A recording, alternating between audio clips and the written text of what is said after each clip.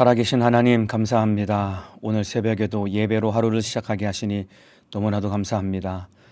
세상 사람들은 우리를 무엇이라고 손가락질할지라도 우리는 예수 안에 있는 생명으로 사는 사람들입니다. 오늘 하루도 그 생명으로 살며 이 생명을 전하는 믿음의 사람 되도록 인도하여 주옵소서. 자격 없는 죄인을 세우셨으니 성령의 지혜와 지식으로 주님의 기쁘신 뜻대로 우리 주님께서 사용하여 주옵소서. 일하실 주님을 기대하오며 예수님의 이름으로 기도하옵나이다. 아멘. 은혜 받으실 하나님의 말씀은 사도행전 24장 1절에서 9절입니다. 사도행전 24장 1절에서 9절 말씀입니다. 성경을 찾아서 펼쳐보시길 바랍니다. 사도행전 24장 1절에서 9절 말씀입니다. 저와 함께 한 목소리로 합독하여 읽겠습니다. 시작. 닷새 후에 대제사장 아나니아가 어떤 장로들과 한 변사 더둘로와 함께 내려와서 총독 앞에서 바울을 고소하니라. 바울을 부르매 더둘로가 송사하여 가로되 벨릭스 각하여 우리가 당신을 힘입어 태평을 누리고 또 이 민족이 당신의 선견을 인하여 여러 가지로 계량된 것을 우리가 어느 모양으로나 어느 곳에서나 감사무지하옵나이다. 당신을 더 괴롭게 아니하려 하여 우리가 대강 여짜옵나니 관용하여 들으시기를 원하나이다. 우리가 보니 이 사람은 연병이라 천하에 퍼진 유대인을 다 소욕해 하는 자요 나사렛 이단의 괴수라. 저가 또 성전을 더럽게 하려 함으로 우리가 잡았사오니 당신이 친히 그를 신문하시면 우리의 송사하는 이 모든 일을 아실 수 있나이다 하니 유대인들도 이에 참가하여 이 말이 옳다 주장하니라. 아멘. 오늘 사도행전 24장 1절에서 9절 말씀을 중심으로 예수를 전염시키는 사람들이라는 제목으로 사도행전 44번째 시간 하나님의 말씀을 전하도록 하겠습니다. 바울이 항소심 재판을 위해서 가이사랴에 도착합니다. 이 가이사랴라고 하는 도시는 유대 총독의 관저가 있는 도시입니다. 그 로마에서 파견된 유대 지방을 관할하는 총독이 있는 도시가 바로 가이사랴입니다. 예루살렘 성전은 이스라엘의 성전은 예루살렘에 있지만은 유대 전체를 관할하는 총독은 가이사랴라고 하는 도시에 있었는데 바울이 예루살렘에서 천부장 앞에서 1심 재판을 받았습니다. 그리고 가이사랴라고 하는 도시로 와서 이제 유대 총독 앞에서 2심 재판, 항소심이 열리게 되는데 바로 오늘 본문이 바로 가이사랴에서 열리는 유대 총독 앞에서 진행되는 항소심 2심 재판이 열리는 내용입니다. 바울을 재판하는 자리에 크게 3명의 인물이 등장하게 되는데 1절에 보면은 닷새 후에 대제사장 아나니아가 어떤 장로들과 한 변사 더둘로와 함께 내려와서 총독 앞에서 바울을 고소하니라. 이 바울을 재판하는 자리에 3명의 인물이 등장하는데 첫 번째는 바로 대제사장 아나니아입니다. 이 사람이 바로 바울을 고소하는 사람이고, 그리고 두 번째는 아나니아가 고용한 변사, 오늘날로 말하면 변호사입니다. 변호사 더둘로라 하는 변호사가 등장합니다. 그리고 세 번째는 재판장인 바로 총독 벨릭스라고 하는 이 총독이 오늘 이 재판 자리에 등장하게 됩니다. 이 3명의 인물을 간단하게 좀 살펴보면은 아나니아라고 하는 사람은 대제사장이 되기 위해서 수많은 정적들을 제거하고 죽인 사람입니다. 아나니아가 대제사장이 되기 위해서 자기의 정적들을 죽이고 그리고 대제사장의 이 직분과 직위를 차지하게 되었는데 오늘 본문에는 지금은 또 자기의 기득권을 지키기 위해서 바울을 죽이려고 하는 이 자리에 서게 된 사람이 바로 아나니아라고 하는 사람입니다. 여러분, 이 당시 대제사장이라고 하는 직분은 더 이상 하나님을 섬기는 직분이 아닙니다. 이 당시의 대제사장은 막강한 종교 권력으로 변질되었습니다. 그래서 성직을 사고 팔면서 아나니아가 굉장히 많은 돈을 쌓아두고 이 돈을 거머쥔 사람이 된 겁니다. 그러니까 대제사장이 막강한 종교 권력이 되었기 때문에 그 밑에 있는 제사장이라는 직분을 돈으로 사면서 이미 제사장과 대제사장이라는 직분은 하나님을 섬기는 그런 일을 하는 것이 아니라 종교 권력으로 변질되어 버린 것입니다. 이 대제사장이 자기의 기득권을 지키기 위해서 바울을 죽이기 위해 고소했던 것이고, 결국 아나니아는 자기의 이 기득권을 지키기 위해서 복음을 대적하는 자리에 서게 된 것입니다. 이 가슴 아픈 일인 겁니다. 그래서 이 대제사장이 이 아나니아라고 하는 대제사장 아나니아가 이 바울을 고소하는 이 재판에서 승리하기 위해서 고용한 사람이 바로 더둘로입니다. 이 총독 벨릭스 앞에서 재판을 하는데 총독 벨릭스 앞에서 재판에서 승리하기 위해서 고용한 아주 탁월한 변호사가 바로 더둘로인데, 두 번째로 등장하는 인물이 바로 변사 더둘로입니다.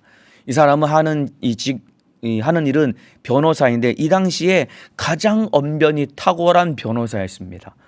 이 더둘로는 말을 굉장히 잘하는 사람이었습니다. 뿐만 아니라 여러 개국의 언어를 사용할 수 있었기 때문에 이 사람은 국제 변호사였습니다. 그래서 이 당시에 가장 언변이 탁월한 변호사가 바로 더둘로라는 사람인데, 여러분, 탁월하고 유능한 사람임에도 불구하고 예수 그리스도를 대적하는 아나니아에게 고용된 겁니다. 유능하고 탁월한 이 재능과 능력을 가졌음에도 불구하고 예수님을 대적하는 아나니아에게 고용이 되어서 결국은 하나님을 대적하는 편에 이 사람도 서게 된 겁니다.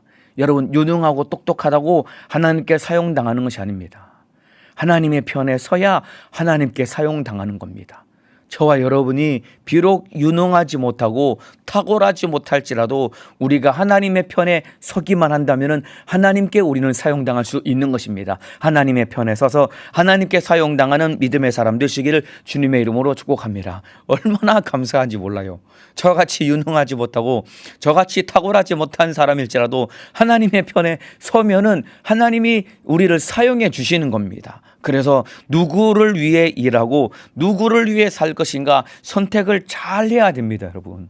한평생 살아가는 인생, 그리고 길지도 않은 인생 살아갈 때 나는 누구를 위해서 일하고 누구 편에 설 것인가 선택을 잘 해야 되는데, 여러분, 똑같이 직장 생활을 할지라도 하나님 앞에 정직하고 그리고 진실하고 성실하게 일하는 사람이 되어서 하나님께 사용당하는 사람이 되어야지. 여러분, 하나님께 사용당한다는 것은 마치 교회 안에서만, 교회 직분으로 사용당하는 것만 하나님께 사용당하는 게 아닙니다, 여러분. 여러분의 가정과 일터에서 여러분이 하나님 앞에 정직하고 진실하게 참으로 맡겨진 일을 감당한다고 한다면 그게 바로 하나님께 사용당하는 것인데, 그렇게 직장에서, 가정에서, 일터에서 정직하고 진실하게 하나님께 사용당하는 사람이 있는 반면에 똑같이 직장 생활을 할지라도 게으르고 나태하고 그리고 거짓말과 술수를 사용해서, 술수를 부려서 하나님을 대적하는 자가 되어서는 절대로 안 되는 것입니다. 여러분이 어디에서 무엇을 할지라도 참으로 나는 하나님의 편에 서서 하나님의 뜻을 이루며 하나님께 사용당하리라, 이러한 각오와 결단을 가지고 우리 주님께 사용당하는 믿음의 일꾼 되시기를 주님의 이름으로 축복합니다. 자, 두 번째, 이렇게 이제 대제사장 아나니아가 바울을 고소하기 위해서 이 총독 벨릭스 앞에서 이제 변사 더둘로라고 하는 변사를 대동해서 이 바울을 고소하게 되는데, 더둘로의 송사로 바울의 재판이 시작됩니다. 2절 3절입니다. 제가 읽어드리겠습니다. 바울을 부르매 더둘로가 송사하여 가로되, 벨릭스 각하여 우리가 당신을 힘입어 태평을 누리고 또 이 민족이 당신의 선견을 인하여 여러 가지로 계량된 것을 우리가 어느 모양으로나 어느 곳에서나 감사무지하옵나이다. 이렇게 이 더둘로가 이 바울을 송사하는 이 1000마디를 내뱉게 되는데, 여러분, 1000마디가 무엇이냐면은 적국의 총독인 벨릭스 앞에 온갖 아첨하는 말을 쏟아놓게 됩니다.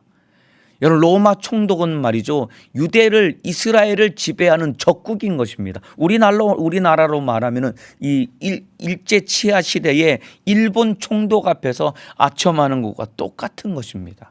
자기를 지배하는 적국인 로마 총독 앞에서 벨릭스가 하는 말을 한번 들어보세요. 벨릭스 각하여, 3절에 보면 벨릭스 각하여 우리가 당신을 힘입어 태평을 누리고, 이미 지금 식민 지배당하고 있는데 태평을 누린다고 말하고 있는 겁니다. 또 이 민족이 당신의 선견을 인하여, 선견이라고 말하는 것은 여러분 선지자적인 안목과 관점으로 당신이 우리를 지배해 주어서 우리가 태평성대를 누린다고 하는 어마어마한 말을 쏟아놓는 겁니다.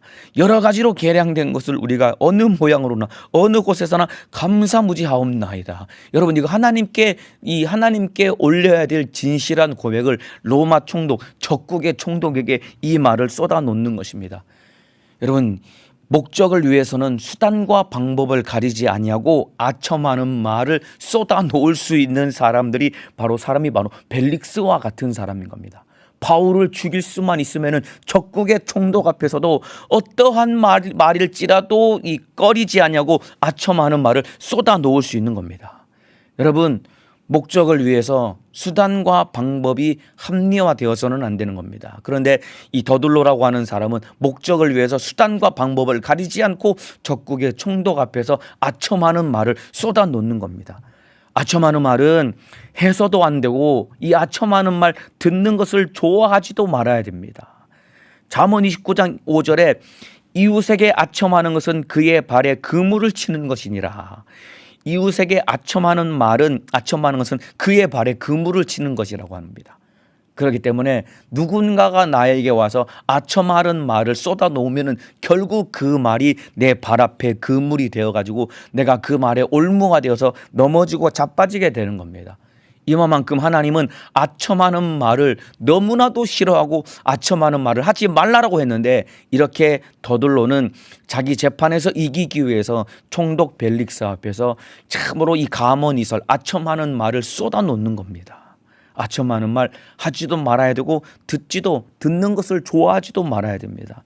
만일에 여러분 누가 말로 내 기분을 너무나도 좋게 한다, 그러면은 그 사람은 사기꾼일 가능성이 굉장히 높습니다. 여러분 주변에 자꾸만 말로 내 기분을 좋게 하는 사람이 있으면은 일단 그 사람 사기꾼이 아닌가라고 한 번쯤은 의심하고, 그렇게 나에게 아첨하는 말, 내 기분을 그냥 들었다 놨다 그런 말을 쏟아 놓는 사람에게 절대로 함부로 현혹되어서는 절대로 안 되는 겁니다. 그런데 이 더둘로가 총독 벨릭스 앞에서 어쨌든 재판에 승소하기 위해서 아첨하는 말을 쏟아 놓은 다음에 이제 바울을 송사하는 세 가지 혐의를 벨릭스 앞에서 바울을 송사합니다. 세 가지 혐의를 가지고 바울을 송사하는데 5절에서 6절입니다. 우리가 보니 이 사람은 연병이라 천하에 퍼진 유대인들을 다 소욕해 하는 자요 나사렛 이단의 괴수라. 저가 또 성전을 더럽게 하려 함으로 우리가 잡았사오니. 바울을 송사하는 혐의, 첫 번째 혐의는 천하에 퍼진 유대인들을 다 소욕해 하는 자요, 이 혐의를 가지고 첫 번째 바울을 송사합니다. 이 천하에 퍼진 유대인들을 소욕해 한다라는 말의 의미는 무엇이냐면, 바울이 가는 곳마다 사람들을 선동해서 이 사람들을 소요를 일으켰다라는 것입니다.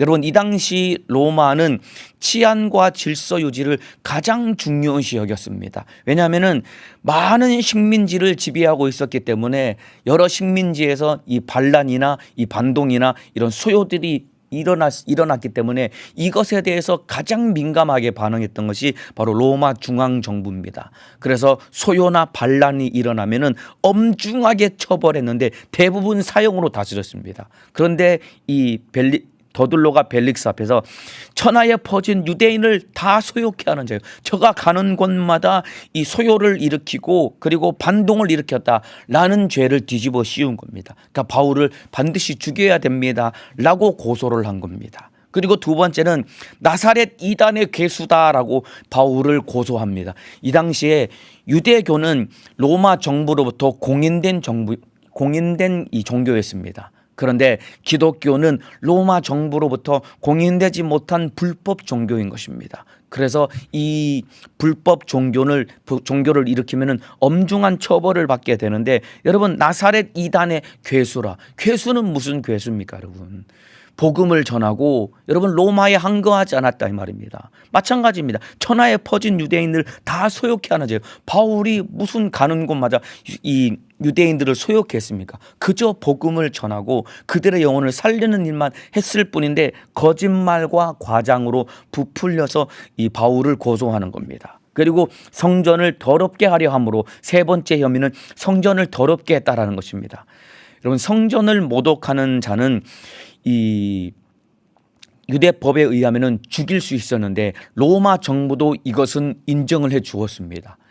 성전을 모욕하거나 더럽히면은 유대법에 의해서 당장에 죽일 수 있는데 로마 정부도 이것을 공인하고 인정해 주었습니다. 이들의 종교적인 문제임에도 불구하고 이것을 인정해 주었는데, 사실은 바울은 성전을 더럽힌 일이 없었습니다. 그러니까 천하에 퍼진 유대인을 다 소욕해 하는 자요, 이 반란과 소요를 일으키는 일을 했고, 나사렛 이단의 괴수라, 이단 종교를 일으켜 가지고 또 이 로마와 이 로마 제국을 어지럽게 하는 자고, 그리고 성전을 더럽게 하는 자다라고 이 세 가지 혐의를 가지고 고소를 했는데, 여러분 모든 혐의가 사실은 다 과장이 되고 부풀려진 내용입니다.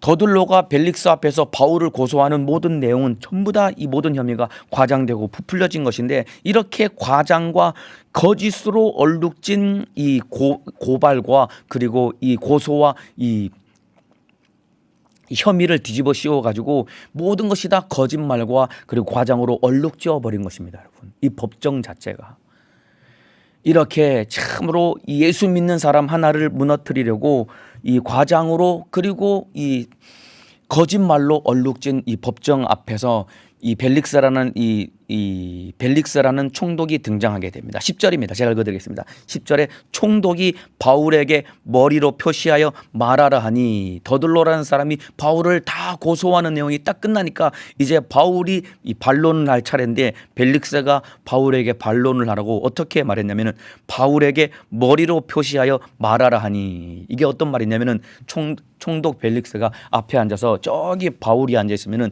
바울에게 말하라고 이렇게 고개를 딱 끄덕인 겁니다. 이렇게. 여러분 얼마나 교만한 태도입니까? 바울에게 바울 네가 말해봐라 라고 말한 것이 아니라 그냥 귀찮으니까, 그리고 사람 취급을 하지 않듯이 그냥 고개를 딱 끄덕이면서 네가 말해봐라, 이렇게 벨릭스가 굉장히 교만한 태도를 보입니다. 아까 말씀드렸죠. 이 바울을 재판하는 자리에 아나니아 그리고 변사 더둘로, 세 번째 총독 벨릭스, 세 사람이 등장한다고 말씀드렸는데, 벨릭스라는 사람은 어떤 사람이냐면은 여러분 놀랍게도 유대 지역을 총괄하는 로마에서 파견된 총독인데, 이 사람은 노예 출신입니다. 여러분 노예 출신인데 신분 상승으로 총독이 된 겁니다. 여러분 이 당시에 노예가 자유인이 된다라는 것은 불가능한 일입니다. 그런데 노예가 총독이 된다라고 하는 것은 정말로 더욱더 불가능한 일입니다. 그만큼 이 노예가 총독이 된다라고 하는 것은 정상적인 노력으로는 불가능한 일임에도 불구하고 이 사람이 총독이 되었다라고 하는 것은 이 과정 속에서 수많은 불법과 수단과 방법을 가리지 않는 엄청난 사람들을 짓밟고 그리고 일어서서 이 사람이 총독이 된 겁니다. 벨릭스라는 사람의 특징은 이 사람은 돈을 굉장히 좋아합니다. 그리고 돈을 위해서 수단과 방법을 가리지 않았기 때문에 노예라는 사람이 자유인이 되고, 여기서 더 나아가서 이 신분 상승이 되어서 총독이 되어버린 겁니다. 그러니까 보세요. 수단과 방법을 가리지 않고 정상적인 노력으로는 불가능한 총독의 자리에 올랐고, 이 사람은 정말로 돈을 밝히고 돈을 좋아하는 벨릭스가 바울을 재판하는 재판장의 자리에 앉게 되었으니까 공정한 재판이 이루어질 가능성은 희박한 것입니다. 여러분들, 이러한 상황에 바울이 던져진 겁니다. 오늘을 살고 있는 우리도 마찬가지입니다. 이 세상은 말이죠, 물론 법치주의 국가고 법에 의해서 나라가 통치가 되고 법에 의해서 세상이 굴러간다라고 하지만은 불법이 난무하고 거짓이 난무한 이곳에 예수 믿는 우리가 살아가고 있는 것입니다. 공정하다고 하지만은 공정하지 않은 이 세상에서 살아가고 있는 우리의 삶과 똑같은 것입니다.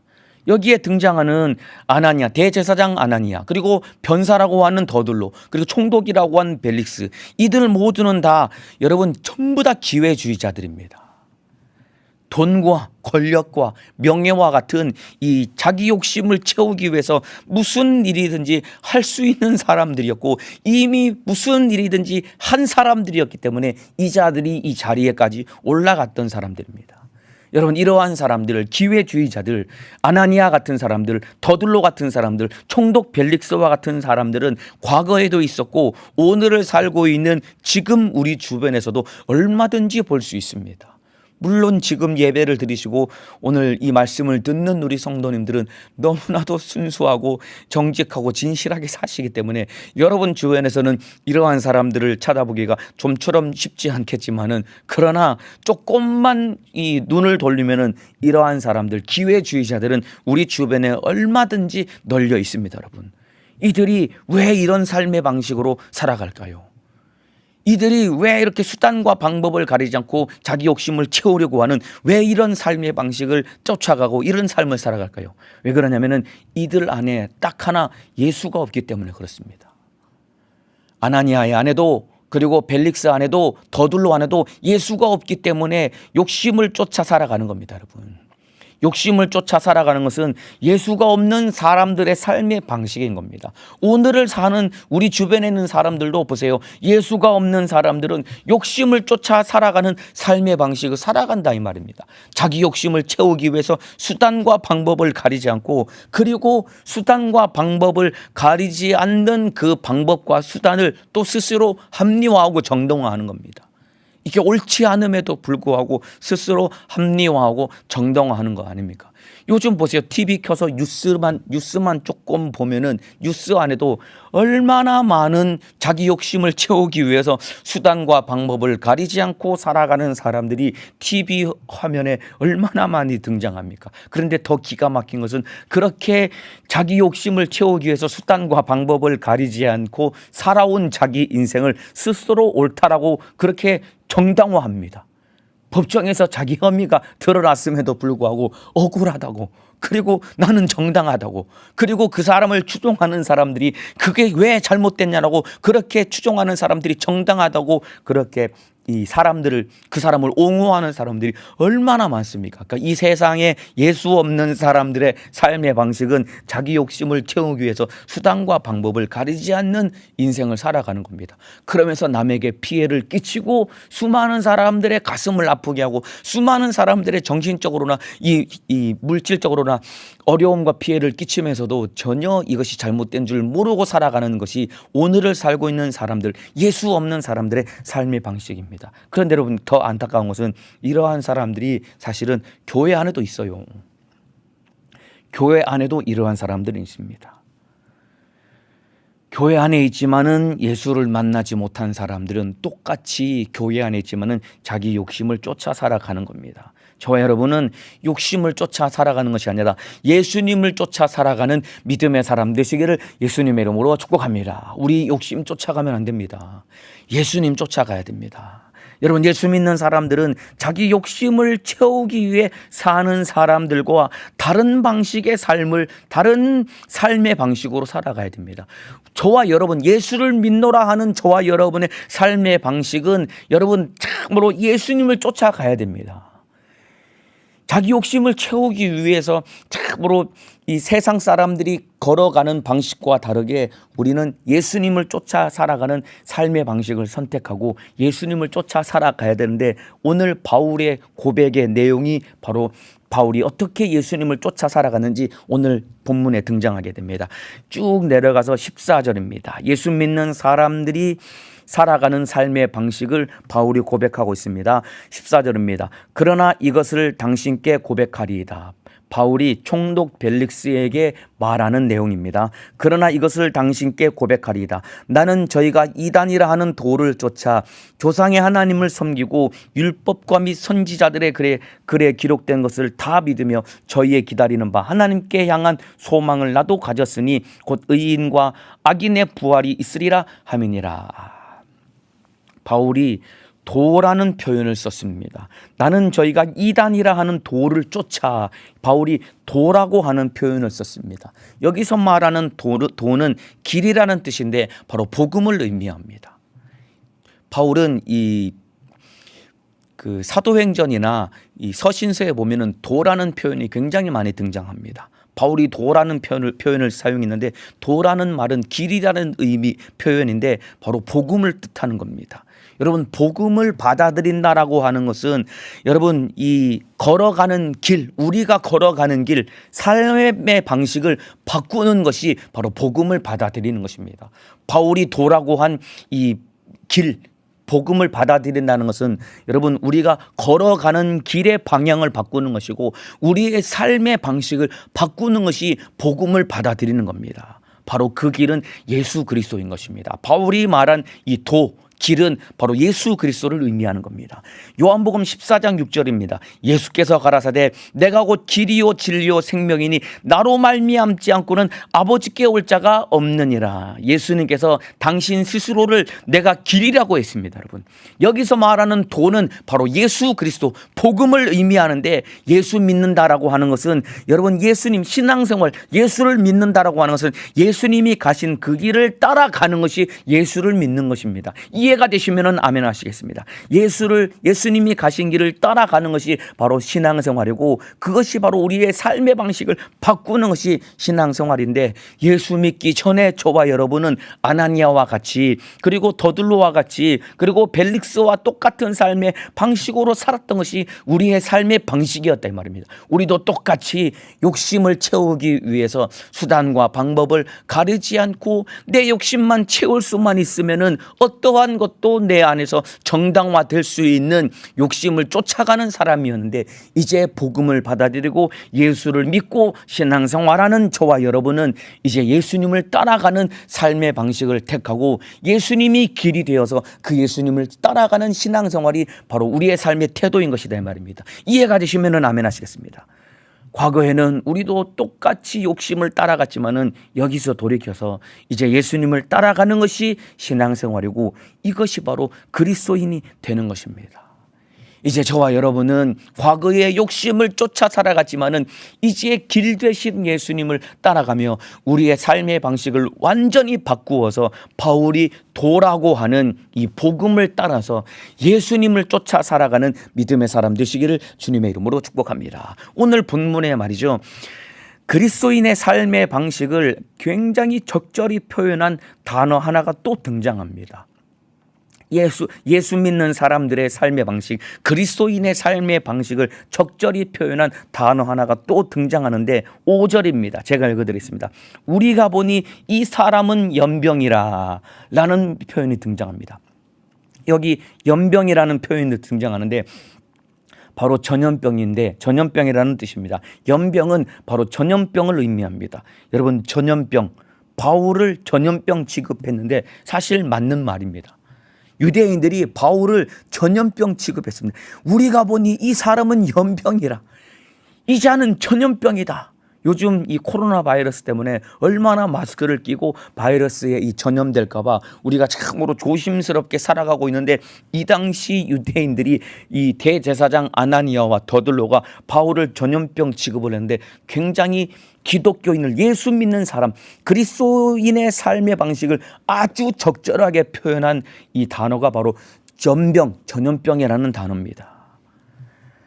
여러분, 예수 믿는 사람들은 가는 곳마다 만나는 사람들마다 예수를 전염시켜야 됩니다. 예수 믿는 사람들은 가는 곳마다 만나는 사람들마다 예수를 전염시키는 사람들이 되어야 됩니다. 그래서 오늘 제목이 예수를 전염시키는 사람들입니다. 여러분, 책 제목 중에서 예수를 전염시키는 사람들이라는 이 제목이 있습니다. 여러분, 그들이 원하든 원치 않든 우리는 복음을 전해야 되고, 그들이 원하지 않을지라도 우리는 가서 전해서 그들을 예수 믿도록 이 복음을 전해서 변화시켜야 됩니다. 전염병이라는 게 어떻습니까?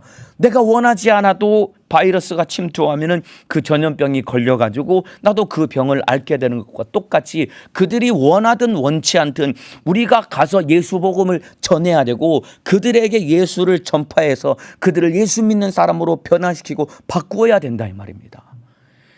이게 기독교인들을 아주 비하하는 표현이지만은, 그러나 예수 믿는 사람들을 표현하는 적절한 단어입니다.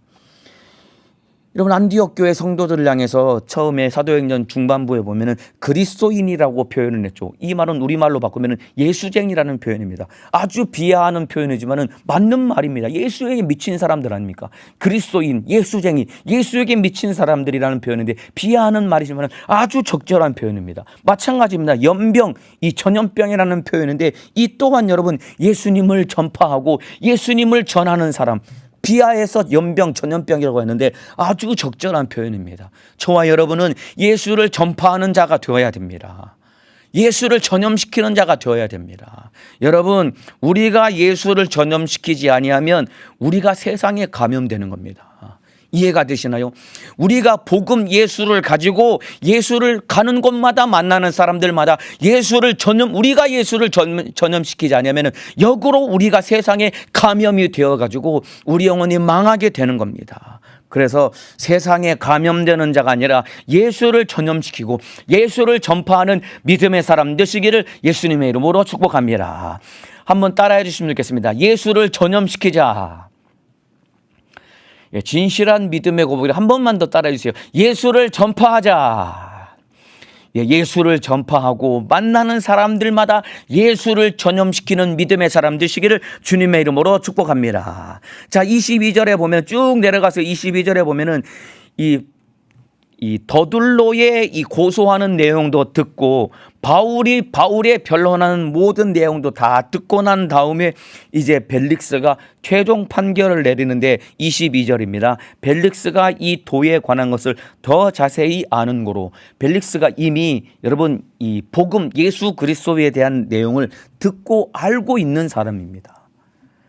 이 사람이 알고 있는 사람입니다. 벨릭스가 이 도에 관한 것을 더 자세히 아는 고로 연기하여 가로되 천부장 루시아가 내려오거든 너희 이 일을 처결하리라 하고 백부장을 명하여 바울을 지키되 자유를 주며 친구 중 아무나 수중하는 것을 금하지 말라 하니라. 여러분 벨릭스는 말이죠, 바울이 죄가 없는 것을 이미 알고 있었습니다. 바울이 무죄하다는 것을 알고 있었어요. 그러니까 이 당장 바울을 심판하는 이 판단을 내리지 아니하고 심판을 미루게 됩니다. 그러면서 23절에 보면은 백부장을 명하여 바울을 지키되 자유를 주며 친구 중 아무나 수종하는 것을 금하지 말라 하니라. 일정 부분의 자유를 허락하고 또 친구들이 바울을 수종드는 것을 금하지 않았다고 하는 것은 일정 부분의 자유를 주면서 바울을 지킨 것은 바울이 이 죄가 없는 것을 알고 있었습니다. 그런데 벨릭스가 바울이 죄가 없는 것을 알았지만은 만일에 벨릭스가 바울이 죄가 없다라고 무죄 판결을 내리게 되면은 유대인들의 저항이 거세지게 되거든요. 그러면은 자신의 입지가 흔들리게 될 수밖에 없습니다. 왜냐하면 유대인들이 저항을 하고 또 소요를 일으키게 되면은 그 식민 지배하는 국가에 파견된 이 총독들의 최고의 가장 중요한 역할은 무엇이냐면은 밀란이나 반란이 일어나지 않고 평화롭게 잘 지키는 것이 총독이 해야 될 가장 중요한 이 책무임에도 불구하고 만일에 유대인들이 저항을 일으키고 만일에 반란이나 밀란이 일어나게 되면은 그 총독은 실각하게 되거든요. 낙향이 그 직위에서 해제되게 보직이 해임되게 될 수밖에 없는 겁니다. 그렇기 때문에 자신의 입지가 흔들릴 수밖에 없기 때문에 바울을 무죄 판결을 내리면 자신의 입지가 흔들릴 수밖에 없기 때문에 재판을 연기하게 됩니다. 무죄 판결을 내리지 않고 그냥 재판을 연기하게 됩니다. 천부장 루시아가 내려오거든 너희 일을 처결하리라 하고 천부장이 이 문제를 다시 다루게 될 거야 라고 천부장에게 떠넘기고 재판을 연기하고 자기는 여기서 그냥 빠지게 되는 겁니다. 그러면서 보세요. 27절에 보면은 이태를 지내서 보르기오 베스도가 벨릭스의 소임을 대신하니 벨릭스가 유대인의 마음을 얻고자 하여 바울을 구려하여 두니라. 이 말이 무슨 말이냐면은 2년 동안 벨릭스가 유대인의 마음을 얻으려고 바울을 구려하여 둔 것입니다. 일정 부분의 자유를 주었지만은 바울을 가두어 둔 채로 2년이 지난 겁니다. 그리고 벨릭스가 유대 총독에서 해임될 때까지 2년 동안 재판을 연기하면서 바울을 가두어 둔 겁니다. 죄가 없음에도 불구하고 유대인들의 눈치를 보면서 이 벨릭스가 바울을 가두어 둔 겁니다. 이와 같이 세상의 판결은 너무나도 불공정하고 세상의 판결 앞에 억울한 일은 얼마든지 당할 수 있습니다. 이게 오늘을 살고 있는 우리의 현실인 것입니다. 과거 2000년 전에 바울이 당한 일이지만 오늘을 살고 있는 우리도 이와 똑같은 여러분 불공정한 이 세상에서 얼마든지 억울한 일을 당할 수 있는 것이 우리의 현실인 것입니다. 그런데 여러분 너무나 감사한 것은 하나님은 여러분 공정한 재판장이십니다. 세상은 불공정하지만은 하나님은 공정한 재판장이십니다. 디모데후서 4장 7절에서 8절에 이런 말씀이 있습니다. 내가 선한 싸움을 싸우고 나의 달려갈 길을 마치고 믿음을 지켰으니, 바울이 이제 마지막 생을 마감하기 얼마 전에 마지막으로 쓴 편지가 디모데후서인데, 내가 선한 싸움을 싸우고 나의 달려갈 길을 마치고 믿음을 지켰으니, 이제 죽을 때가 얼마 남지 않은 바울이 마지막 유언과 같은 말을 남기게 됩니다. 이제 후로는 나를 위하여 의의 면류관이 예비되었으므로 주 곧 의로우신 재판장이 그날에 내게 주실 것이니 내게만 아니라 주의 나타나심을 사모하는 모든 자에게니라. 바울이 하나님을 뭐라고 표현했냐면 주 곧 의로우신 재판장이라고 했습니다. 주 곧 의로우신 재판장이라고 했습니다. 하나님은 공정하시고 의로우신 재판장입니다. 우리가 비록 이 땅에서 예수님 때문에 억울한 일을 당하고 손해보는 일이 있을지라도 하나님은 다 알고 계십니다. 하나님이 모르시는 게 아닙니다. 하나님은 다 알고 계십니다. 여러분이 어떻게 신앙생활을 하고, 여러분이 예수님 때문에 어떠한 억울한 일을 당하고, 여러분이 예수님 때문에 어떠한 손해를 보고, 여러분이 주를 위해서 어떠한 인생을 살아가고 있는지 하나님은 다 알고 계시며, 그리고 마지막 그분 앞에 섰을 때에 하나도 불공정한 것이 없이 의로우신 재판장이신 하나님께서 공정하게 심판하시고 재판하셔서 우리가 주님 뜻대로 살고 주를 위해 산 대로 하나님이 하나도 땅에 떨어지지 않냐고 공정하게 갚아주시고 우리에게 심판을 해주시고 공정하게 갚아주실 것입니다. 이 사실을 믿고 인정하시면 아멘 하시겠습니다. 그렇기 때문에 여러분, 이 땅에 우리 주님께만 소망을 두고 의로우신 재판장이신 하나님 앞에서 정직하고 진실하게 살아가는 믿음의 사람 되시기를 주님의 이름으로 축복합니다. 자, 보세요 여러분. 벨릭스가 유대인들의 눈치를 보면서 결국 재판을 미루고 이 바울을 2년 동안 감옥에 가두어 두게 됩니다.